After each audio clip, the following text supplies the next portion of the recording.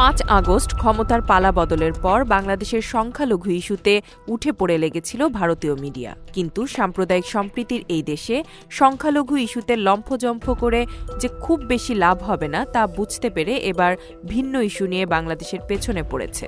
ভারতীয় media news 18 Bangla বলছে, বিশ্বের পড়ুয়াদের কাছে অন্যতম অপছন্দের শহর ঢাকা, যা অত্যন্ত হাস্যকর একটি অপপ্রচার। কেননা প্রতি বছর ভারত, নেপাল, ভুটান, শ্রীলঙ্কা, পাকিস্তান, দক্ষিণ সুদান, চীন, জাপান, ইয়েমেন, ফিলিস্তিন, গাম্বিয়া, নাইজেরিয়া সহ নানা দেশ থেকে বিদেশি বহু শিক্ষার্থী পড়তে আসছেন বাংলাদেশে। এ সকল শিক্ষার্থীর মতে বাংলাদেশের শিক্ষকরা খুবই যত্নের সঙ্গে পড়ান। তারা সবসময় অনুপ্রাণিত করেন। বিশেষ করে বিদেশি শিক্ষার্থীদের প্রতি তারা আলাদা মনোযোগ দেন।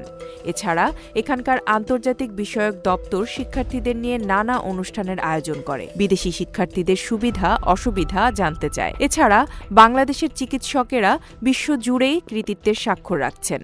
এখানকার মেডিকেল শিক্ষা ব্যবস্থা দক্ষিণ এশিয়ার অন্যান্য দেশের সঙ্গেও সামঞ্জস্যপূর্ণ। তাই প্রতি বছর অনেক শিক্ষার্থী মেডিকেলে পড়ার জন্য বাংলাদেশকে তাদের পছন্দের তালিকায় রাখছে।